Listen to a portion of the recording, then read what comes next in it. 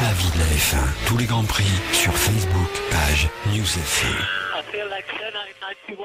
Avant tout, sachez que vous disposez d'un joker, ce qui vous permet de ne pas répondre à une de nos questions. D'accord. Donc à vous de bien l'utiliser. Ok. Quel était votre rêve d'enfant? Astronaute, pompier ou déjà pilote de course? Les courses de moto. Les courses de moto étaient ma première passion.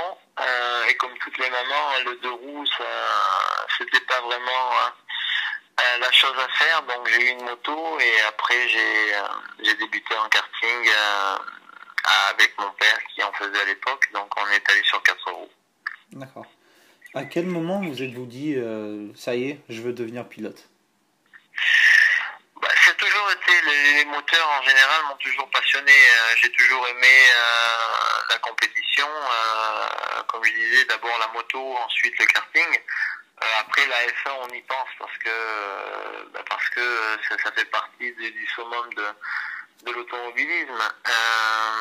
Mais au tout début, c'était d'abord le karting et puis on pensait à la Formule 1, mais de loin.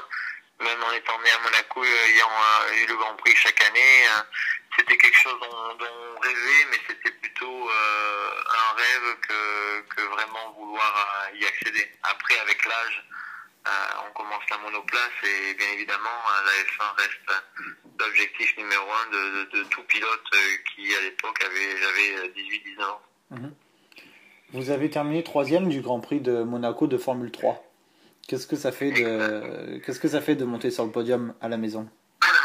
C'était une belle satisfaction. En plus, on partait en première ligne. La voiture marchait super bien. À l'époque, la F3 à Monaco, il fallait se qualifier pour être sur la grille de départ. Il y avait 2 séries. Nous, on avait fait la pole dans la série A ou B, je ne me rappelle plus. Et on partait en première ligne à côté de Zanardi. Et le lendemain, il y avait un déluge pas possible et on avait décidé de rester avec un setup sec parce qu'on pensait que ça allait s'arrêter et sécher. Et malheureusement, quand on est parti du paddock, ça s'est empiré, il pleuvait de plus en plus. Et la voiture était bien, mais c'était une voiture qui était réglée en setup. On n'avait pas voulu faire une voiture de pluie, d'autant plus qu'on partait en première ligne. Donc globalement, ça a été une belle course. Je pense que sur le sec, on aurait pu jouer la victoire parce que la voiture était vraiment super. Et puis finir sur le podium, c'était... en réalité, j'ai fini 2e, mais il y a eu le drapeau rouge, donc j'ai fait 3e. Et c'était une belle course, une belle satisfaction. À l'époque, je devais avoir 19 ans. Comment s'est fait votre rencontre avec Nelson Piquet, qui, je crois, a changé aussi le cours de votre carrière? Oui, disons que tout simplement à Monaco, c'était un ami d'un ami et il me l'a présenté et j'ai été tout de suite avec lui. Il m'a emmené à des séances d'essai. Après, on avait décidé de faire une équipe de Formule 3000. À l'époque, j'étais pas trop d'accord d'aller dans cette équipe-là parce que j'avais eu l'occasion de devenir pilote Oreca et en ayant une partie du budget Marlboro. Et puis après, il avait réussi à me convaincre.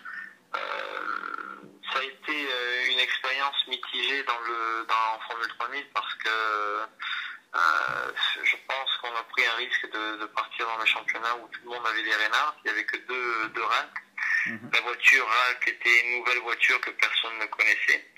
Et moi, j'avais plutôt envie d'aller avec Oreca parce qu'il partait sur une base de Reynard et que les 99% du plateau étaient avec Reynard. Donc ça a été une expérience, on va dire, mitigée, content, parce que c'était quand même le champion du monde qui avait énormément d'expérience. Et puis mitigé parce que le choix, maintenant avec un peu du recul, j'aurais dû aller chez Oreca. Et ça a été un petit peu une expérience mitigée. En 94, vous disputez 10 Grands Prix pour le compte de Larousse. Quels sont vos souvenirs en tant que pilote de Formule 1 et quels sont vos regrets?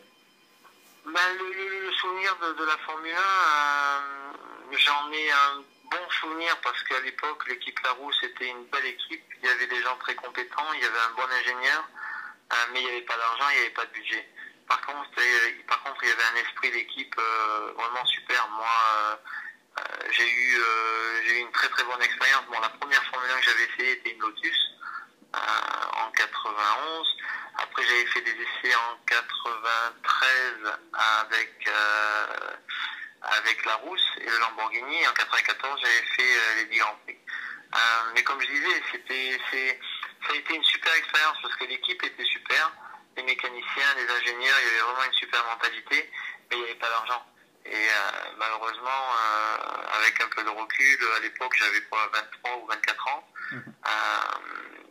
On n'a pas conscience de vraiment on se dit bon voilà, c'est une Formule 1, c'est une super équipe, on va essayer de faire les résultats. Et puis après les Grands Prix se sont enchaînés, il n'y avait plus d'argent, il n'y avait plus de budget, donc il y avait déjà du mal à faire rouler une voiture.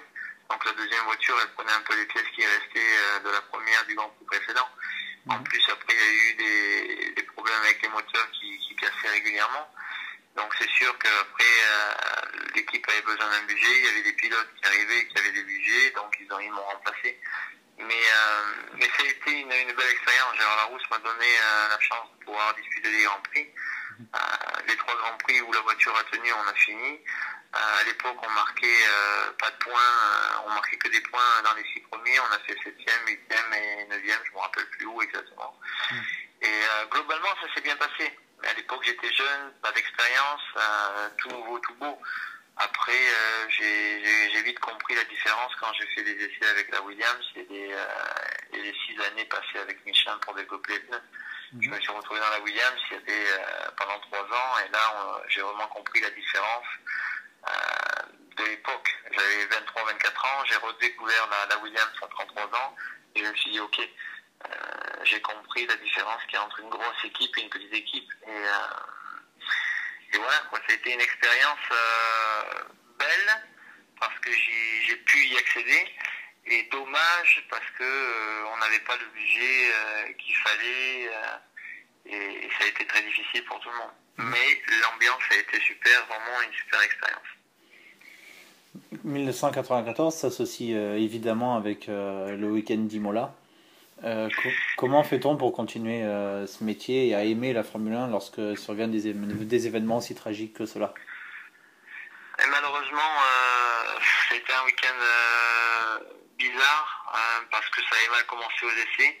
Il y a eu énormément de sorties de piste. Après, il y a eu l'accident fatal de Ratzenberger. Là, ça a fait un gros choc dans le paddock. Et puis le lendemain, l'accident de Senna. Tout le monde savait que l'accident était grave parce que tout le monde avait plus ou moins les informations de ce qui se passait sur le circuit en attendant le restart. Ça a été un week-end noir, mais malheureusement ça fait partie de la course automobile, même si on ne veut pas l'admettre. Mais j'ai été confronté à ce genre d'expérience très jeune parce qu'en karting, il y avait un super pilote qui s'appelait Jean-Philippe Laborde et on avait 13 ans, qui est décédé à Valence. Ensuite, il y a eu d'autres accidents mortels en F3, en Formule 3000, en endurance, en F1. Donc c'est une chose que je n'aime pas parler, mais qui malheureusement fait partie de la course automobile. En 92, vous étiez pilote de l'écurie Forti, qui s'est également engagé en Formule 1 en 95 et en 96. Pourquoi ne pas être allé chez Forti après votre passage chez Larousse? Tout simplement parce que j'avais pas le budget et parce que Forti avait un gros budget de Pedro Deniz à l'époque et la deuxième voiture, il fallait absolument trouver un pilote qui emmenait les budgets. Et puis sincèrement, après avoir fait l'expérience Larousse d'une équipe bonne mais sans budget, sincèrement j'ai préféré me retourner vers l'endurance et aujourd'hui je regrette pas du tout. Oui, puisque partir en endurance, vous décrochez l'une de vos plus belles victoires aux 24 heures de Daytona en 2000. Oui, l'endurance m'a beaucoup emmené et la personne qui m'a ressorti du trou, une fois de plus, a été Hugues de Chonac. Parce que il était déjà en F3, il aurait aimé me faire rouler et puis lui avait changé d'objectif, il avait fait autre chose. Ensuite, il m'avait rappelé pour faire la fameuse aventure de Formule 3000 que je voulais faire mais que j'ai pas pu faire. Et puis après je suis parti en F1 et il m'a rappelé une fois la F1 terminée où j'étais à pied. Et il m'a dit, écoute, il y a un programme qui se met en place, c'est un challenge intéressant qui va être très difficile parce que c'est une voiture à moteur avant qui commence, qui est à développer, bouille de décoffrage. Est-ce que ça peut intéresser? Est-ce que ça peut t'intéresser? Bien évidemment, là, j'ai pas hésité et j'y suis allé. Et aujourd'hui, je suis encore dans la course automobile grâce à lui. Et c'était une Viper? C'était une Viper. Alors, on a fait énormément d'essais, on a fait des simulations de 30 heures au Castellet, on a fait énormément de développement. Au début, personne n'y croyait à cette voiture et petit à petit, elle est devenue une voiture, on va dire, imbattable. On a gagné 2 fois Le Mans, on a gagné Daytona au général après une course fantastique parce que on a fait une bagarre toute la nuit avec la Corvette. Et à la fin, je crois qu'on gagne. Maintenant, je me rappelle plus. Mais vous avez battu les prototypes aussi? Hein? Vous avez battu les prototypes aussi? Oui, disons qu'on a battu les prototypes parce que les prototypes se sont auto-éliminés de par la fiabilité. Et à l'époque, le GT1 était une voiture qui marchait fort et fiable. Et puis avec la Corvette, le niveau, il y avait 2 teams officiels qui vraiment avec aussi des pneumatiques différents. Donc il y avait une guerre des pneumatiques, une guerre de constructeurs. C'était 2 gros constructeurs en Amérique. Et la voiture était super compétitive et on a gagné au général avec 25 ou 26 secondes d'avance à l'arrivée. Et ça a été une course sprint pendant 24 heures. En plus, on gagne le général, donc c'est un super souvenir. Après, on a gagné Le Mans, on a gagné Sebring, on a gagné 2 championnats en ALMS, 2 FIA. Ouais. On a gagné plein de courses. Donc, Petit Le Mans, Sebring. Donc, ça a été une super aventure. Et aujourd'hui, je regrette pas du tout d'avoir changé et de m'être orienté en endurance. D'autant plus que grâce à la Viper, je suis retombé en F1 au moment où je m'y attendais pas du tout pour développer tous les pneus Michelin de l'époque. Et à travers une voiture hybride, j'ai abouti dans la Williams pendant 3 ans où là j'ai vraiment fait énormément de kilomètres et avec des conditions exceptionnelles. Puisqu'à l'époque il y avait un moteur BMW, les Formule 1 étaient des voitures fantastiques avec 900 chevaux. Ouais. En qualif ils avaient 950 et puis il y avait la guerre des pneus. Et ça, c'était un truc incroyable. Je pense que même aujourd'hui, les F1 actuelles, elles ne sont pas aussi performantes que l'époque. D'ailleurs, tous les pilotes de Formule 1, quand on parle de cette époque-là, ceux qui sont même encore en activité, ont pour souvenir que cette époque de F1 était fantastique. Grâce, surtout, à la guerre avec les pneus, parce qu'il y avait un grip de folie. Si je dois résumer votre carrière en endurance, vous êtes quand même quintuple champion de la LMS en GTS et en GT1, double champion du FIA GT, et vous avez gagné 6 fois Le Mans en GT. Mais en 2014... Et je l'ai perdu 3 fois. Oui, bon, ça va, vous avez quand même gagné 6 fois. Exact. Et en 2014, vous n'êtes toujours pas rassasié? Non, en 2014, on vient même de gagner le championnat en ELMS. Donc le vieux est encore rapide. Ouais. C'est pas demain que vous allez laisser la place aux jeunes alors? J'ai pas compris. C'est pas demain que vous allez laisser la place aux jeunes alors? Non, ils ont encore un peu de mal. Ils essayent de nous déloger, mais pour l'instant, Ferrari m'a reconfirmé, donc je suis content. Donc, plaisanterie mise à part, non, je suis content parce que je suis encore pilote officiel, je conduis pour Ferrari, j'ai un contrat Ferrari et Ferrari me place dans des bonnes équipes avec à chaque fois des challenges à relever. Cette année, c'était le LMS, on a gagné, on a fait des podiums à toutes les courses. Bon, malheureusement, Daytona s'est mal passé parce qu'on a eu un gros crash et on a dû abandonner. Le Mans, on a eu un gros crash et on a dû abandonner. Donc ça a été une année, on va dire, mitigée dans le sens où Le Mans et Daytona, la voiture était très compétitive et on a eu des accidents. Et par contre, ce qui a été positif, c'est la victoire du championnat ELMS avec le team russe SMP. Et 2 coéquipiers que je connaissais pas et on a bien travaillé, il y a eu une super ambiance, on a gagné, on s'est amusé, donc quand ça se passe comme ça, c'est fantastique. Et qu'est-ce qui manque à votre palmarès, à part la F1? À part la F1, en endurance, j'ai plus ou moins tout gagné, à part les 24 heures de Spa. Mais moi, je vis pas avec le passé. Ce que j'ai fait, c'était super. Je remercie les équipes, les coéquipiers, parce que j'étais pas seul. En endurance, on n'est pas seul. Donc j'ai eu la chance de courir pour Viper, pour Dodge, pour General Motors, pour Pano. J'ai fait même du proto au Mans. Et aujourd'hui, j'engage ma 4e année avec Ferrari. Qu'est-ce qu'on peut me souhaiter de continuer encore longtemps? Maintenant, jusqu'à quand, je sais pas. Tant que je m'amuse et que je prends du plaisir et que j'ai l'opportunité de conduire pour un team officiel, je pense que je continue. Il est évident qu'à 45 ans, dans quelques jours, j'ai plus de courses derrière moi que devant moi. Mais je suis relativement content et chanceux d'avoir fait la carrière que j'ai fait. Et quel serait votre prochain gros défi? Paris-Dakar, par exemple? Non, j'ai jamais été attiré par le rallye, mais on ne peut pas dire jamais. Au début, j'étais parti en kart, je voulais faire de la F1, je pensais pas à l'endurance, j'ai atterri en endurance, on ne sait pas de quoi l'avenir sera fait. Pour l'instant, je me concentre sur ce que j'ai, conscient d'être chanceux parmi plein de pilotes qui n'ont pas de contrat et qui vont vite et qui mériteraient aussi. Maintenant, j'attends voir un petit peu le programme qui va être fait pour moi l'année prochaine. Une chose que je souhaiterais, c'est gagner avec Ferrari si on va à Daytona et si je revais au Mans. J'aimerais bien faire un podium au Mans avec Ferrari. J'ai gagné avec Viper, j'ai gagné avec la Corvette et j'aimerais bien gagner avec Ferrari. La principauté de Monaco a vu 3 de ses pilotes arriver jusqu'en F1. Il y a eu Louis Chiron, André Testu et vous-même. Oui. Selon vous, qui pourrait être le prochain? Coletti, Riquelme ou Charles Leclerc? Charles Leclerc. Je pense que c'est le seul qui à mon avis, a le potentiel, la jeunesse avec lui.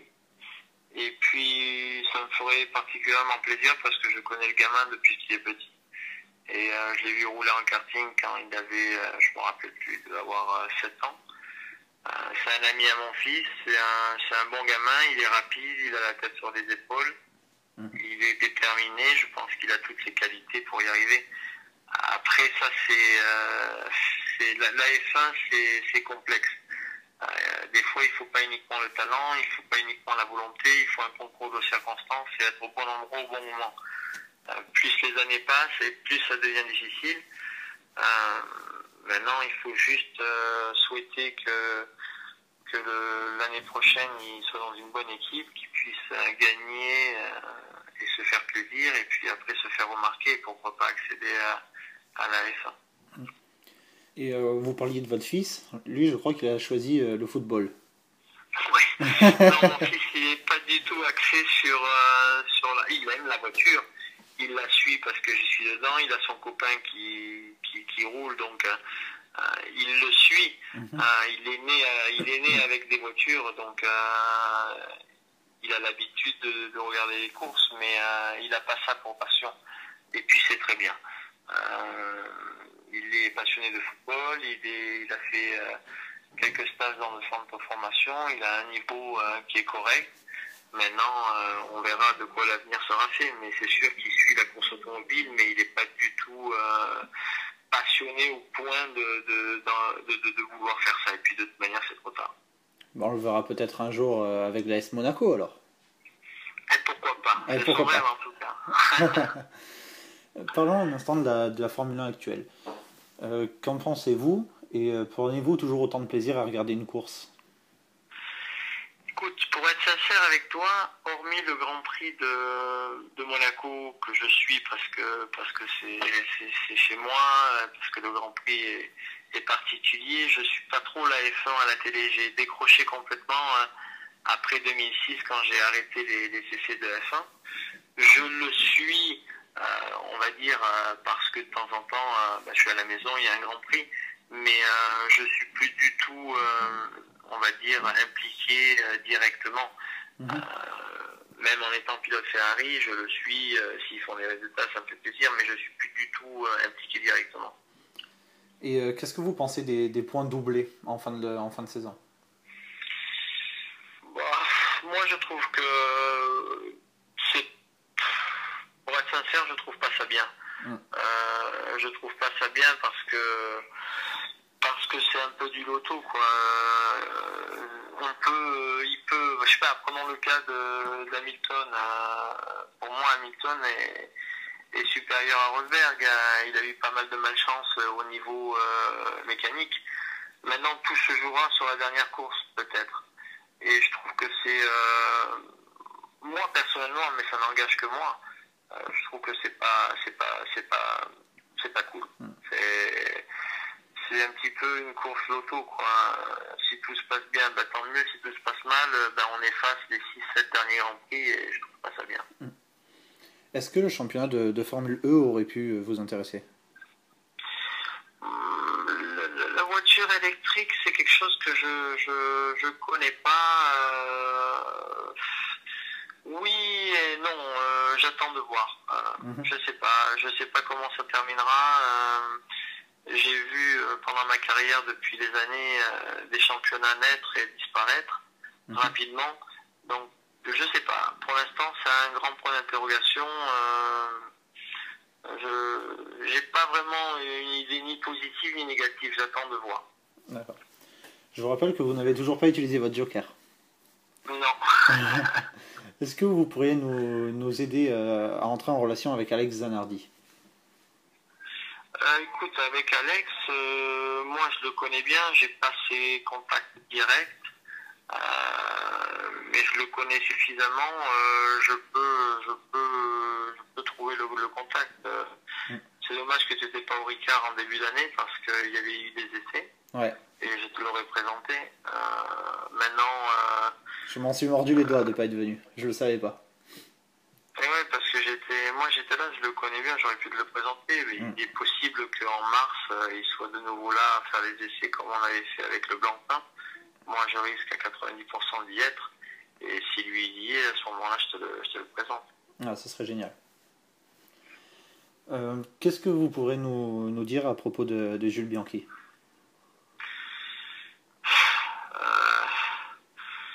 Vous le connaissez bien lui aussi, je crois. C'est un garçon que je connais à travers parce qu'il est pilote Ferrari et que je le voyais quand il y avait le dîner annuel de Noël ou 2-3 fois quand il y avait des meetings, je l'ai croisé plusieurs fois chez Ferrari. C'est un gamin, c'est un jeune que je suivais à travers ses résultats. Je trouve qu'à Monaco, il avait fait un exploit en marquant des points. C'est quelqu'un qui était rapide, c'est quelqu'un qui aurait mérité de conduire une meilleure voiture. Après, ce qui est arrivé, c'est terrible. C'est terrible pour lui, pour la famille. Je sais pas. J'ai pas vraiment de parole. Je trouve qu'avoir continué la course, alors que l'hélicoptère pouvait déjà plus décoller, et puis après ce qui s'est passé sur le circuit, on peut raconter ce qu'on veut, mais un camion n'a rien à faire sur une piste quand il y a des voitures qui roulent. Pour notre dernière question, que pensez-vous de notre démarche qui consiste à avoir d'anciens pilotes de Formule 1 en interview, même si nous sommes que de simples amateurs? Il n'y a pas de professionnels ou d'amateurs, on est tous des passionnés, on a tous débuté en tant qu'amateurs. Après, avec les années, la chance a voulu de l'amateurisme on passe au professionnalisme. Et moi, je fais pas de distinction entre le pro et l'amateur. Pour moi, je peux parler à un amateur ou à un journaliste important de la même manière. Je trouve que c'est bien qu'il y ait des amateurs parce que ce sont en général des vrais passionnés, des purs, et qui essayent de comprendre comment est le système. Donc, ce que je peux souhaiter, c'est qu'un jour, de l'amateurisme, tu en fasses ton métier, et puis voilà. J'aimerais bien. Ça me plairait. Eh bien, merci beaucoup d'avoir... C'est ce que je te souhaite. Merci. Merci d'avoir pris quelques minutes pour nous et bonne chance pour 2015 et le reste de... Et désolé, on s'est eu au lance-pierre à chaque fois, mais à chaque fois c'est tombé au mauvais moment où j'étais pressé, où j'avais des choses à faire, donc ce soir c'est bien tombé. Et puis de toute façon, on se verra. Si tu es en Castellet, passe me voir, moi je pense y être. Quand exactement, je sais pas, parce que j'attends mon programme, mais certainement en début d'année, février ou mars, j'y serai. Si je peux venir que je bosse pas, il n'y a pas de souci. Et on fera même une session de karting si vous voulez. Ouais, ben pourquoi pas. Toute la vie de la F1, tous les grands prix sur Facebook, page News FM. I feel like 10, 91.